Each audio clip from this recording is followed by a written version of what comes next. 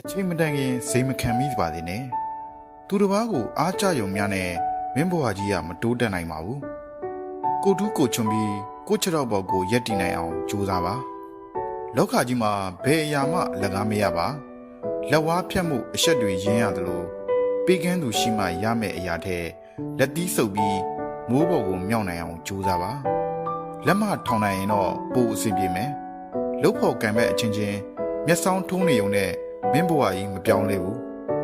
လက်ညှိုးထိုးပြီးထောက်ပြနိုင်မှမင်းဘဝကအောင်မြင်မှုလမ်းမပေါ်ရောက်နိုင်မှာ